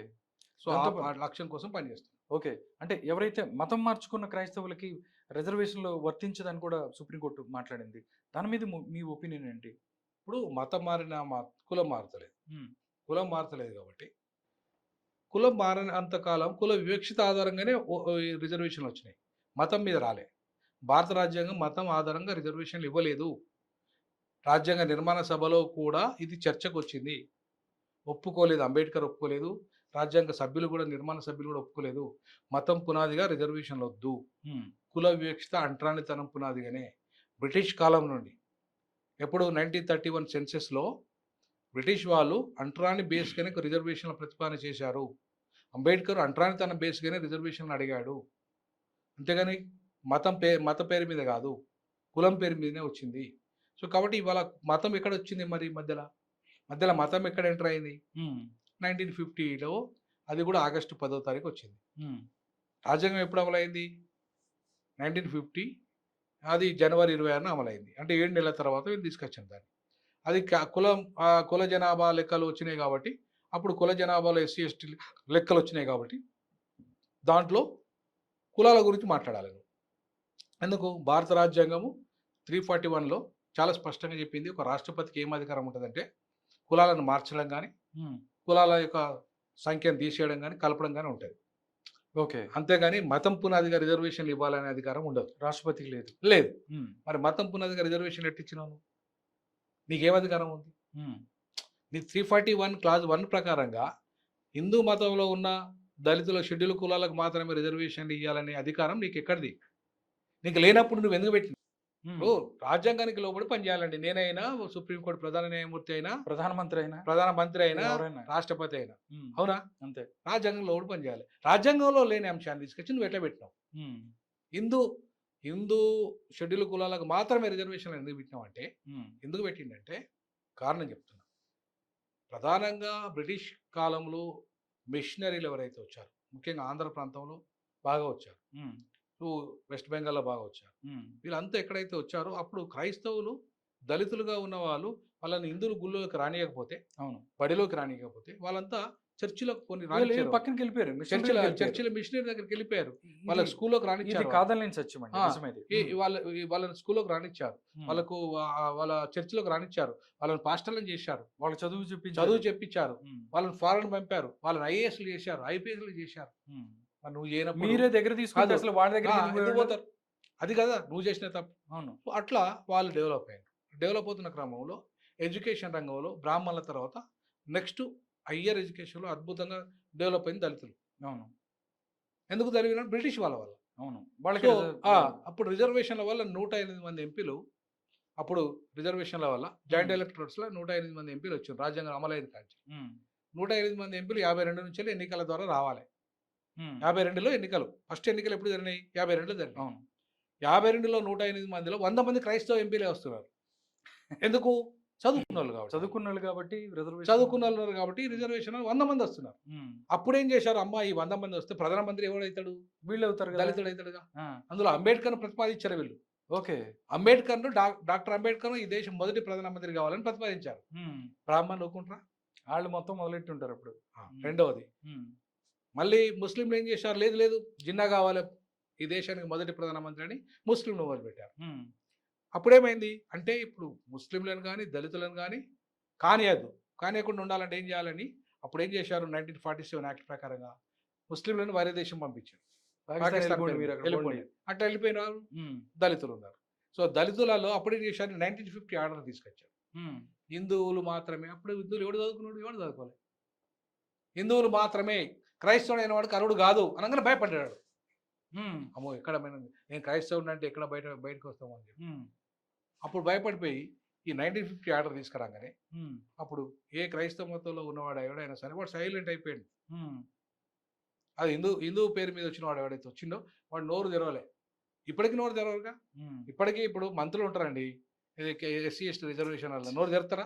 వాళ్ళు silent గా ఉంటారు ఎమ్మెల్యేలు కదా. ఉంటారు, నోరు తెరుతారా? వాళ్ళు సైలెంట్ గానే కూర్చోవాలి కదా. అంతే కదా. ఉమ్, ఇప్పుడు ఎక్కడైనా అంతే కదా. ఉమ్, సో అది రావడానికి కారణం పూనా ఒప్పందం. ఆ ఒప్పందం తెచ్చింది ఎవరు? గాంధీజీ. ఉమ్, సో గాంధీజీ చేసిన మోసం వల్ల దళితులు ఇలా నోరు లేని మూగ జీవాలు అయిపోయింది. ఇలా రఘురామకృష్ణరాజు చర్చలను కొలగొడతాడు అంటండి ఆకివీళ్ళు. ఆకవీళ్ళు ఉమ్, నోరు లేని మూగ జీవాలే ఉన్నారు అక్కడ. దళితులు ఎమ్మెల్యేలు మంత్రులు, హోమ్ మినిస్టరే స్వయంగా మా దళితురాలు కదా అక్కడ. అవును. మరి ఏం మాట్లాడుతుందండి? ఉమ్, ఏం అరెస్ట్ చేస్తుందా? ఆయన ఒక్కడే డిప్యూటీ స్పీకర్గా ఉన్నవాడు, వాళ్ళ మొత్తం పార్టీ నేను తొడగొట్టి అక్కడ కడతానంటున్నాడుగా. కడతానంటాడుగా. ఉమ్. సో అట్లా మమ్మల్ని ఆ రోజు నుండి భయపెట్టుకుంటూ వచ్చింది మళ్ళీ ఈ అది- 1950 ఆర్డర్. ఉమ్, ఈ 1950 ఆర్డరు మేం ప్రధానమంత్రి కాకుండా, మేము ఎంపీలు కాకుండా, మేము ముఖ్యమంత్రులు కాకుండా అడ్డుకునే ప్రయత్నం చేసింది. ఈ అడ్డుకోవడంలో బ్రాహ్మణులు కీలక పాత్ర వహించిండ్రు. ఆ బ్రాహ్మణులు క్రైస్తవ బ్రాహ్మణులు, హిందూ బ్రాహ్మణులు, ఉమ్, ముస్లిం బ్రాహ్మణులు అందరు కలిసి చేసింది పని. ఉమ్, ఒకరు కాదు, చేసి మాకు అన్యాయం చేసిండ్రు. సో నేనేమంటానంటే అసలు రాజ్యాంగంలో లేని హిందూ అనే పదము ఎక్కడ లేదు రాజ్యాంగంలో. చెప్పనండి దమ్ముంటే. నేను డైరెక్ట్ అడుగుతున్నా. జస్టిస్ ఇప్పుడు ఇప్పుడు సూర్యకాంత్ గారు ఉన్నారు, ఉమ్, నేను ఒక లా ప్రొఫెసర్, లా డీన్గా పనిచేసిన. ఓకే. ఎక్కడన్నా హిందూ అనే పదం రాజ్యాంగ నిర్మాణంలో ఉందా చెప్పానండి? హిందూ దళితులు అనే పదం ఉందా? షెడ్యూల్ కులాలు అనే పదం ఉందా ఉమ్, చెప్పానండి? కనీసం నేను 20 ఏళ్ళు రాజ్యాంగం బోధించిన ఎక్కడన్నా 1950 ఆర్డరు ఒక రాజ్యాంగ పుస్తకంలో ఉన్నదా చెప్పానండి? ఏ ఏ ఏ ప్రధాన న్యాయమూర్తి నుండి మొదలుకుంటే సుప్రీంకోర్టు న్యాయమూర్తులు అందరినీ చెప్పానండి. ఉమ్, ఎక్కడన్నా ఉందో అని చూపెట్టమనండి నాకు. మరి లేనప్పుడు మీరెవరండి పెట్టండి? మీరు ఎట్లా పెడతారు? ఉమ్, మీరు రాజ్యాంగంలో లేని పదాన్ని తీసుకొచ్చి పెట్టిండు. పెడతామే సరే, రాష్ట్రపతికి అధికారం ఉంది, పెట్టిండు. పెట్టిన తర్వాత పార్లమెంట్లో దాని మీద చర్చ ఎందుకు పెట్టలేదు మీరు ఇప్పటిదాకా? 79 సంవత్సరాలుగా మీరు పార్లమెంట్లో ఎందుకు చర్చ పెట్టలేదు? ఉమ్, ఎందుకు మీరు మాయ చేసిండ్రు? ఎందుకు అంబేద్కర్ అన్నాడు లా మినిస్టర్గా ఉన్నాడు, ఆయన ఆమోదించిండు అని అంటున్నారు కదా, మీరు బయట పెట్టండి కాగితాలు. అంబేద్కర్ ఆమోదించిండు అనే విషయాలను బయట పెట్టండి అంటున్నా. ఉమ్. నేను అడుగుతున్న ఒక లా ప్రొఫెసర్గా. మీ దగ్గర ప్రూఫ్ ఉంటే చెప్పండి. ప్రూఫ్ ఉంటే చెప్పండి. ఉమ్, ఇది ఆధారం, ఇది ప్రూఫ్ అని చెప్పండి. బీజేపీ అధికారంలో ఉంది కదా, మోడీ గారు అధికారంలో ఉన్నారు కదా, బయట పెట్టమనండి దమ్ముంటే. ఉమ్, మరి ఇవన్నీ చేయకుండా మమ్మల్ని బాని చేసుకుంటా భయపెట్టుకుంటా ఉమ్, 1950 ఆర్డర్ మీకు ఉంది అని చెప్పి సుప్రీంకోర్టు జడ్జిమెంట్ ఇస్తుంది, హైకోర్టు జడ్జిమెంట్ ఇస్తుంది చింతాడ ఆనంద్ కేసులా. అంటే మేము భయపడకుండా కూర్చోవాలా? ఉమ్, అంటే మేము 30% ఉన్నామండి. మరి నేనంటే బుద్ధిస్తున్నాం. ఉమ్, దళితులు 30%, క్రైస్తవులు 30% ఉన్నారు. ఓకే. వాళ్ళు ఓట్లు అయిపోతే మీరు ప్రధానమంత్రులు అవుతారా? వాళ్ళు ఓట్లు అయిపోతే మీరు ముఖ్యమంత్రులు అవుతారా? వాళ్ళు ఓట్లు అయిపోతే మీరు ఎంపీలు అవుతారా? మీరు ఎమ్మెల్యేలు అవుతారా? చెప్పానండి. ఉమ్, చూస్తే దమ్ముంటే ఏ పార్టీ దమ్ముందో లేదా వీళ్ళకి సపరేట్ దేశం ఇవ్వండి.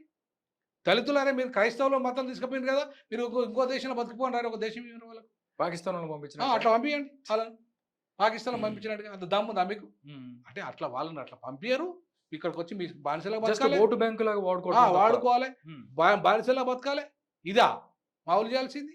కాబట్టి అట్లాంటి విధానాన్ని ఇదే అంబేద్కర్ కోరుకుంది. ఇది అంబేద్కర్ కోరుకున్నాడా? ఉమ్, అంబేద్కర్ క్లియర్గా చెప్పిండు, మతం పునాదిగా రిజర్వేషన్లు ఇవ్వడానికి లేదు, ఉమ్, కులం పునాదిగానే, అంటరానితనం పునాదిగానే రిజర్వేషన్ ఇవ్వాలి అని చెప్పాడు. ఉమ్, అది బేసా, లేకపోతే మీరు ఇష్టం ఉన్నట్టుగా దొంగసాటుగా తీసుకొచ్చిన ఆర్డర్ బేసా? ఉమ్, కాబట్టి దాన్ని మేము వ్యతిరేకిస్తున్నాం. అది హిందూ దళితులకు కూడా మేము చెప్తున్నాం అదే. 15% మీ వాటా మీకు ఉంటుంది. ఉమ్, బీసీసీలకు 1% కదా, వాళ్ళని బీసీలకు ఎందుకు మార్చున్నాండి? ఒక ప్రశ్న అడుగుతున్నా. ఉమ్, అగ్రవర్ణ పేదలు ఉన్నారు, వాళ్ళు ఈడబ్ల్యూఎస్ రిజర్వేషన్ అనుభవిస్తున్నారు. వాళ్ళు ఈ అగ్రవర్ణాల కోటాలోనే రిజర్వేషన్ అనుభవిస్తున్నారు కదా. వాళ్ళకి అగ్రవర్ణాల పేరే ఉండదు. ఇప్పుడు జగన్మోహన్ రెడ్డి పేరు ఉంటుంది కదా, క్రైస్తవుడే కదా ఆయన. అవును, అవునా? ఆయన క్రిస్తలే కదా. ఆయన బీసీసీ కాదు కదా. అవును. జగన్మోహన్ రెడ్డి ఎందుకు కాదు? అగ్రవర్ణాలకు ఒక నీతి, ఎస్సీలకు ఒక నీతి. ఆ, బీసీలు క్రైస్తవ మొత్తం తీసుకుంటారు. వాడికి బీసీ అనే ఉంటుంది సర్టిఫికెట్లో, ఉమ్, జగన్మోహన్ రెడ్డికి ఓసీ అనే ఉంటుంది సర్టిఫికెట్లో. ఉమ్, మరి ఎస్సీ వచ్చేసరికి వాడు క్రైస్తవ మొత్తం తీసుకుంటే బీసీ ఎట్లయితాడండి? వాడు బీసీలకు ఎట్లా మారుతాడు?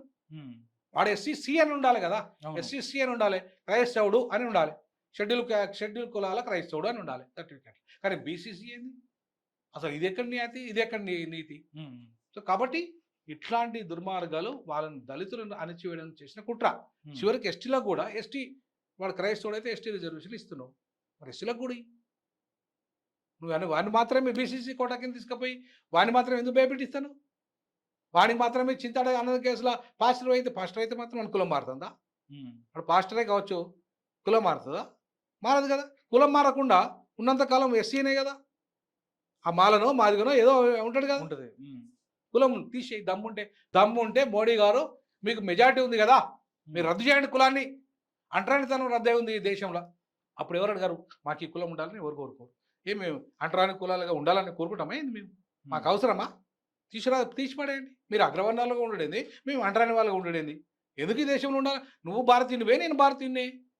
నువ్వు సిటిజన్వే, నేను సిటిజన్నే. నేను పాయకాయలు కడగాలి, నేను రోడ్డు ఉడవాలి, నేను వాచ్మెన్ పని చేయాలి, నేను చెప్పులు కుట్టాలి. నువ్వు మాత్రం బ్రాహ్మణ్ని గుళ్ళల్లో పూజారిగా ఉండాలి, లేకపోతే నువ్వు రెడ్డి పారిపాలన చేయాలి, కంబైన వ్యాపారాలు చేయాలి, మేము మాత్రం అనగారినట్టుగా ఉండాలా? ఇదే రాజ్యాంగం చెప్తుంది. రాజ్యాంగం అందరినీ సమానంగా చూడమని చెప్పింది, సమానమైన హక్కులు ఇవ్వమని చెప్పింది. అది కదా కోరుకున్నది మేము, అది కదా అంబేద్కర్ కోరుకున్నది, అది కదా అంబేద్కరిజం అంటే. మరి దానికి విరుద్ధంగా మీరు వ్యవహరిస్తానంటే మేము ఎందుకు ఒప్పుకోవాలి? మేము ఎందుకు ప్రశ్నించాలి ఈ విషయాలన్నీ? అది కదా మేము. అయినా కూడా మేము ఒకటే చెప్తున్నాం, షెడ్యూల్ కులాలకు సంబంధించిన 15% రిజర్వేషన్లో ఇందులోకే ఉండనియండి, మేము దాన్ని వాళ్ళు టచ్ చేస్తలేము. కానీ మీరు బీసీసీ కింద మార్చారే, అది తీసేసి ఎస్సీసీగా మార్చాడు. 1% అదే 1% అక్కడిచ్చే బదులు ఇది ఇవ్వండి. 15+1 అయితే 16% అయితే నష్టం ఏముంది? మీకేం నష్టం ఉంది? నష్టం లేదు కదా. మరి ఎవరికి ఇందులోకేం నష్టం? హిందూ షెడ్యూల్ కులాలకు కూడా నష్టం లేదు కదా.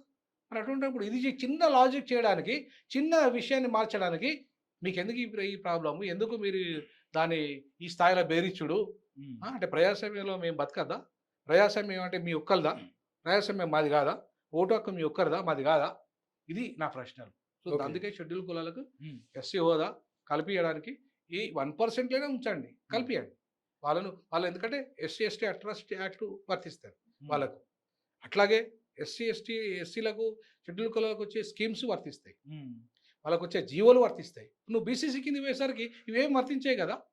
ఇప్పుడు చింతాడానంద కేసులో అదే జరిగింది కదా. ఏమైంది? ఆయన ఎస్సీనే, కానీ నువ్వు బీసీసీ అన్నావు కాబట్టి ఇక చట్టం వర్తించని తీసి పడేసి కొట్టి పడేసి, హైకోర్టు కొట్టేసింది, సుప్రీంకోర్టు కొట్టేసింది. అన్యాయం జరిగిందా లేదా? కులం పేరు మీద అన్యాయం జరిగినా కూడా అట్నే బతకాలా? అయ్యా బాంచన నువ్వు నన్ను దన్ను చెప్పు, కులం పేరు తిట్టు, అయ్యా బాంచన బతకాలా? అట్లా బతకాలా? సార్, రీసెంట్గా సుప్రీంకోర్టు కొన్ని సంచలన వ్యాఖ్యలు చేసింది. ఎవరైతే రిజర్వేషన్లు ఉన్న ఐఏఎస్ ఐపీఎస్ పిల్లలకి రిజర్వేషన్లు అవసరమా, వాళ్ళకి వదిలేసుకోండి అని చెప్పి ప్రయత్నం చేస్తుంది. 100% అండి. ఇది కరెక్టే. దీన్ని మాత్రం నేను స్వాగతిస్తాను. ఎందుకంటే ఇప్పుడు నేను ఒక ప్రొఫెసర్, నా పిల్లలకి ఎందుకంటే రిజర్వేషన్ నేను వదులుకోవాలి. ఐఏఎస్ ఆఫీసర్లు వాళ్ళ పిల్లలకి ఎందుకంటే రిజర్వేషన్? ఇప్పుడు ఈ పేద కూలి చేసుకుంటే వాళ్ళ పిల్లలకు దాటి వాళ్ళు బతకాలి కదా, వాళ్ళే కదా ఫస్ట్ రావాల్సింది. నువ్వు ఒకసారి రిజర్వేషన్లు పొందినాక నువ్వు ఒకసారి ఇప్పుడు వివేక్ వెంకటస్వామి ఉన్నాడండి, పొలిటికల్ రిజర్వేషన్లు, ఆయన మంత్రి, ఎమ్మెల్యే మంత్రి, వాళ్ళ అన్న ఎమ్మెల్యే, వాళ్ళ కొడుకు ఎంపీ. మీ కుటుంబం ఒక కుటుంబంలోనే ముగ్గురు. ఆ బట్టి డిప్యూటీ సీఎం అన్నయ్య కావచ్చు, మల్లురవి అన్నను తమ్ముడు తెలియదు, ఇద్దరు, మీరు ఇద్దరు. తర్వాత దామ రాజనరసింహ, తర్వాత ఈయనెవరు కడియం శ్రీహరి, వాళ్ళ కూతురు, మళ్ళీ ఆయన ఎంపీ, ఆయన 40 ఏళ్ళు మంత్రి. ఎవరు? కడియం శ్రీహరి. ఆయనే ఉండాలండి. ఇక ఆయన టీడీపీలో ఉంటాడు, టీడీపీలో ఉంటాడు, టీఆర్ఎస్ లో ఉంటాడు, ఇప్పుడు కాంగ్రెస్ లో ఉంటాడు. అంటే ఏంది మీ అయ్యి జాగిరా ఇదేమన్నా? రిజర్వేషన్ మీకోసం ఇచ్చారా, మీ కుటుంబాల కోసం ఇచ్చారా? కాబట్టి ఇట్లాంటి వాటిలను ఖచ్చితంగా 2 సార్ల కంటే ఎక్కువ అవకాశం ఉండడానికి లేదు. అది కూడా ఒకసారి నువ్వు 2 సార్లు అయినావంటే అందులోకెళ్ళి వదిలిపోవాలి. నువ్వు ఒకసారి ధనవంతుడు అయినావంటే అందులోకెళ్ళి పోవాలి. నువ్వు వేరే రకంగా ఏదైనా చేసుకో. నువ్వు ఓపెన్లో పోటీ చేయి. ఇప్పుడు వివేక్ వెంకటస్వామి ఫ్యామిలీ ఓపెన్లో పోటీ చేయండి. నీకు 1000 కోట్లని పెట్టి గెలవగలుగుతావు నువ్వు. అవును, వాడు పోటీ చేయి. అంతేగాని వచ్చి మా దగ్గర పాపం ఏదో పేదోని కోసం సీట్లలో వాళ్ళు వెళ్తే పేదోని కోసం పెట్టిండు అంబేద్కర్ రిజర్వేషన్లు. నాలాంటి వాడు మధ్యతరగతి కోసం పెట్టిండు అంబేద్కర్. ఇప్పుడు మా పిల్లలకు రిజర్వేషన్లు నేను చదువులలో వద్దంటున్నా, అవసరం లేదు. నా పిల్లల్ని మేము రిజర్వేషన్లు వాడలే. నా పిల్లలు ఒక్క రిజర్వేషన్ క్లెయిమ్ చేయలే. ఫారెన్లో చదువుకున్నారు, బయట చదువుకున్నారు, అంతేగాని రిజర్వేషన్లు పేదోళ్ళకి రావాలా? ఇప్పుడు నాలాంటి వాడు స్వచ్ఛందంగా వదులుకున్నాను అనుకోండి, పేదోనికి వస్తేగా విద్యార్థి. పేదోనికి రాకుండా నేనే కొట్టేస్తే, నా పిల్లలు కొట్టేస్తే, నా పిల్లలు కొట్టేస్తే, కాకి మాధవరావు ఫ్యామిలీ అండి, కాకి మాధవరావు కుటుంబంలో ఆయన ఫ్యామిలీలో 20 మంది దాకా ఉన్నారు, ఐఏఎస్లు ఐపీఎస్లు అంతా కలిపి. అంటే మీ కుటుంబం మేము బాగుపడాలా? ఇక మరి మిగతా వాళ్ళు వద్దా? అట్లా చాలామంది ఉన్నారు. సో విద్యారంగంలో కానీ, ఉద్యోగ రంగంలో కానీ, రాజకీయ రంగంలో కానీ డబ్బు ఉన్న వాళ్ళని క్రిమినల్ ఎయిర్ వర్గాన్ని తీశారు. అలాగే రిజర్వేషన్లు తొలగించాలి, పేదోడికి ఆ రిజర్వేషన్ ఇవ్వాలి. ఇది నా పాలసీ, అంబేద్కరిస్ట్గా నా పాలసీ అది. ఓకే. సార్ చివరగా చెప్పండి. ప్రొఫెసర్ నాగేశ్వర్‌కి సంబంధించి అవ్వచ్చు, లేకపోతే అంటే నిమ్న వర్గాలకు ఒక పద్ధతి, లేకపోతే పెద్ద కులాలకు సంబంధించి ఇటు జర్నలిజంలోనో, లేకపోతే ఇంకొక రకంగానో తెలంగాణకి సంబంధించి ఈ రాష్ట్రంలో కూడా ఇంకా జరుగుతుందని మీరు భావిస్తున్నారా? దీనికి 100కు 2 సంబంధించి మీరేం చెప్తారు చివరగా? 200%. ఇప్పుడు చీఫ్ ఎడిటర్స్ అంతా తీసుకోండి దేశంలో. హ్మ్. ఒక్క దళితుని చూపెట్టండి. దేశం మొత్తం మీడియా రంగం అంతా. హ్మ్. ఒక్క దళితుని చూపెట్టండి నాకు. ఎడిటర్ రంగం. యజమానిని చూపెట్టండి ఒక దళితుడు. ఒక్క దళితుని చూపెట్టండి నాకు. నేను చెప్తున్న మాట కాదు ఇది. రాహుల్ గాంధీ చెప్తున్న మాటలు. ఓ హ్మ్. పార్లమెంట్ మెంబర్, ప్రతిపక్ష నాయకుడు హ్మ్. ఈళ్ళు పార్లమెంట్‌లో లేవనెత్తిండు హ్మ్. ఈ అంశాలు. హ్మ్. ఆ! ఎక్కడన్నా ఇప్పుడు చూపెట్టండి ఇక్కడ. ఇప్పుడు ఎవరో ఒకరు అడపాదడపా ఈ జర్నలిస్టులుగా వస్తారు కొన్ని చిన్న చిన్న పోస్టులలో ఇప్పుడిప్పుడు ఎదుగుతున్నారేమో కొంతమంది. పెద్ద పోస్టులందరూ పెద్ద పెద్ద కులాలోనే పోస్టులలో ఉంటారు కదా! పెద్ద కులాలే ఉన్నారుగా. హ్మ్. మరి అటువంటప్పుడు మీడియాలో వీక్షిత ఉన్నట్టేగా. మీడియా రంగం స్టార్ట్ అయ్యి 200 ఏళ్ళు అయింది. హ్మ్. కానీ ఇప్పటిదాకా పెద్దోళ్ళే ఉన్నారుగా, పెద్ద కులస్తులే ఉన్నారుగా. మరి కింది కులాలకి ఎప్పుడు రావాలి అవకాశం? మరి నాగేశ్వర్ అంటే ఆయన హ్మ్. ఇప్పుడు ఆయనే యూట్యూబ్‌లో అన్నీ మాట్లాడుకొని లక్షలు ఆయనే సంపాదించుకుంటే, ఇప్పుడు నేను ఒక కాజ్ కోసం ఉద్యోగం వదిలేసి వచ్చినోడిని. హ్మ్. అవునా? కనీసం నేను ఒక చిన్న ఛానల్ పార్టీ కోసం సమాజం కోసం మాట్లాడుతుంటే హ్మ్. కనీసం నాకంటూ ఖర్చుల మందం ఎళ్ళాలా లేదా? అవును. మరి ఆయనే పోటీ పడి ఆడ జీతాలు తీసుకుంటారు. ఈడ ప్యాకేజీలు తీసుకుంటారు. హ్మ్. ఈడ పదవులు తీసుకుంటారు. మీరే అగ్రవర్ణాల ప్రొఫెసర్‌లంతా పదవులు తీసుకుంటారు. ప్యాకేజీలు తీసుకుంటారు. మీరే అన్నీ చేస్తే ఇక మాలాంటి వాళ్ళకి ఎప్పుడొస్తాయండి అవకాశాలు? సో, అట్లాంటివి నా ఒక్కడినే కాదు. నేను హ్మ్. మీడియా రంగం అయినా, ఏ రంగమైనా సరే సమానత్వం ఉండాలి. సమానత్వం ఉండాలి. అన్ని హ్మ్. వర్గాలకు అవకాశం రావాలి. అంబేద్కర్ అందుకే సామాజిక, ఆర్థిక, రాజకీయ న్యాయం హ్మ్. అన్ని వర్గాలకి సమానంగా ఉండాలి. మేమెంతో మాకంత వాటా రావాలి. అన్ని రంగాలు. అది ప్రభుత్వ రంగం కావచ్చు, ప్రైవేట్ రంగం కావచ్చు. హ్మ్. అది మీడియా రంగం కావచ్చు. సో, ఆ రకంగా రాజ్యాంగం గురించే మాట్లాడుతున్నాను నేను. బయట గురించి మాట్లాడతలేను. అంబేద్కర్ చెప్పిన ఫిలాసఫీ గురించే మాట్లాడుతున్నా. సో, కాబట్టి ఇవి రావాలని ప్రతి ఒక్కరు కోరుకోవాలా. ఆ రాజ్యాంగం అమలైనప్పుడే ఈ దేశం సమసమాజ నిర్మాణం అయిపోతది. లేకపోతే ఖచ్చితంగా ఇట్లాంటి వాళ్ళే ఉంటారు. ఇట్లాంటి వాళ్ళే ఆధిపత్య వర్గాలే వస్తాయి. వాళ్ళే హీరోలు. వాళ్ళే ఇయాల యుద్ధం మొదలు పెడతారు వాళ్ళే. హ్మ్. యుద్ధం క్లోజ్ కూడా వాళ్ళే చేస్తారు. ఓకే. లాస్ట్ ఫైనల్‌గా ఒకే క్వెషన్ అడుగుతాను సార్. సామాజిక తెలంగాణ లక్ష్యంగా రిపబ్లిక్ పార్టీ ఆఫ్ ఇండియా ఎవరైతే ఉన్నారో మీరు ముందుకెళ్తున్నారని చెప్తున్నారు. 2 ఏళ్ల ఎలక్షన్ అయి తెలంగాణలో ఏ విధంగా ముందుకెళ్ళబోతున్నారు? మీరు ఎవరైతే ఎన్నో రోజుల నుంచి మీరు ఉద్యమాల్లో ఉన్నారు, తెలంగాణ ఉద్యమంలో ఉన్నారు. ఎలా మీ యొక్క జాతిని ముందుకు తీసుకెళ్ళబోతున్నారు? మీ యొక్క ప్రజల్ని ఏ విధంగా ముందుకు తీసుకెళ్తారంటే ఏం చెప్తారు? మీరు ఇప్పుడు తెలంగాణ రాజకీయ కూటమి అని ఏర్పాటు చేశారు. దాంట్లో 9 పార్టీలున్నాయి. హ్మ్. 9 పార్టీలలో బీసీలున్నారు, ఎస్సీలున్నారు, ఎస్టీలున్నారు, ముస్లింలున్నారు, క్రైస్తవులున్నారు. హ్మ్. తర్వాత పోతే ఈవెన్ ఓసీలు కూడా ఉన్నారు. అగ్రవర్ణ పేదలు కూడా. నేను అగ్రవర్ణ పేదల జనాభా ప్రకారం వాళ్ళకుండాలి. బీసీలకి ఎంత జనాభా ఉంటే వాళ్ళకుండాలి. హ్మ్. అట్లా ఎవరి జనాభా ఎంతో వాళ్ళకంతా ఉండాలి. తెలంగాణ ఒక మోడల్‌గా ఉండాలి. హ్మ్. తెలంగాణ తెచ్చుకున్నది ఎవరి కోసం? ఎర్రమ సామాజిక తెలంగాణ కదా! ఎర్రమ దొరలు పోయి రెడ్డి దొరల పరిపాలన కోసమా? హ్మ్. అదే ఆ తెలంగాణ మేము అందుకోసం తెచ్చుకున్నామా? మేము అందుకోసం తెచ్చుకోలేదు. మా వాళ్ళు అందుకోసం చావలేదు. హ్మ్. మా ఉస్మానియా పోరగాళ్ళు అందుకోసం పోరాటం చేయలే. సామాజిక తెలంగాణ. ఎవడికైతే ఎవడి జనాభా ఎంతో వాడికంత వాటా. అన్ని రంగాల్లో రావాలి. హ్మ్. అదే మా నినాదం. అదే మా విధానం. హ్మ్. సో, దానికోసమే కలిసొచ్చే శక్తులను ఈవెన్ అగ్రవర్ణ పేదలను కూడా కలుపుకొని రేపు రానున్న రోజుల్లో అగ్రవర్ణ పేదల వాటా వాళ్ళకి, మహిళల వాటా వాళ్ళకి, బీసీల వాటా వాళ్ళకి, ఎస్టీల వాటా వాళ్ళకి, ఓసీల వాటా వాళ్ళకి. కాబట్టి ఎవరి వాటా వాళ్ళకి అన్ని రంగాల్లో వచ్చే విధంగా, ముఖ్యంగా రాజకీయ రంగంలో కూడా వచ్చే విధంగా రేపు రానున్న ఎన్నికల్లో మేము మొదటి సంవత్సరం బీసీని, రెండవ సంవత్సరం ఎస్సీని, మూడో సంవత్సరం ఎస్టీని, నాలుగో సంవత్సరం మైనార్టీని, ఐదో సంవత్సరం మహిళ. హ్మ్. ఇట్లా అందులో అగ్రవర్ణాల మహిళ. హ్మ్. ఈ 5 వర్గాలకు ముఖ్యమంత్రి మేమిస్తాం. హ్మ్. కామన్ మినిమమ్ ప్రోగ్రామ్ ఉచిత విద్య, హ్మ్. ఉచిత వైద్యము, ఉచిత ఉపాధి అవకాశాలు, ఉద్యోగ అవకాశాలు. హ్మ్. భూమి లేని వాడికి భూమి ఇస్తాం. అలాగే ఇల్లు లేని వాడికి ఇల్లు ఇస్తాం. ఇవి మా పంచవర్ష ప్రణాళిక. ఓకే. సార్ వాళ్ళు పక్కన చూస్తే ఇటు పక్కన రేవంత్ రెడ్డి గారు అన్నారు 30 నెలల దాకా నేనే సీఎంగా అంటున్నారు. అక్కడేమో కేటీఆర్ గారు నెక్స్ట్ మేము గెలిచేది అంటున్నారు. వాళ్ళ దగ్గర చూస్తే డబ్బులు, మందు మొత్తం అన్ని పోస్తారు. మీరు ఏదన్నా అసలుకి మీ మీ మీ దగ్గర ఉన్నాయా డబ్బులు అంతా? ఏమీ లేవండి. మా ఆ! దగ్గర ప్రజల ఓట్లున్నాయి. ఆ! విజయ్ గెలిచాడు. మాకు మోడల్. హ్మ్. ఓకే. తమిళనాడులో విజయ్ ముందు తీసుకొని వెళ్తారంటారు. హ్మ్. విజయ్ లాంటి వాడిని ముందు తీసుకొని వెళ్తాం. హ్మ్. విజయ్ ఒక మోడల్. తమిళనాడులో. హ్మ్. ఒక్క రూపాయి పంచలేదు. సరే ఆయన సినిమా యాక్టర్ కాబట్టి డబ్బులు ఖర్చు పెట్టిండు కావచ్చు. హ్మ్. ఇలా సోషల్ మీడియా ఉంది. ఓకే. సోషల్ మీడియా మాకు ఆయుధం. ఆర్టిఫిషియల్ ఇంటెలిజెన్స్ వచ్చింది. మాకు ఆయుధం. హ్మ్. మా ప్రజల్ని చైతన్యం చేయడానికి మేము రూపాయి ఖర్చు పెట్టాల్సిన పని లేదు. ఓకే. మేము సోషల్ మీడియా ద్వారా హ్మ్. ఆర్టిఫిషియల్ ఇంటెలిజెన్స్‌ను మా చదువుకున్న జ్ఞానాన్ని ఉపయోగించి మేము మా ప్రజలకి ఇక్కడే కూర్చొని లక్షలాది మంది ప్రజలకి మేము సందేశాలు ఇవ్వాలనుకుంటున్నాం. ఓకే.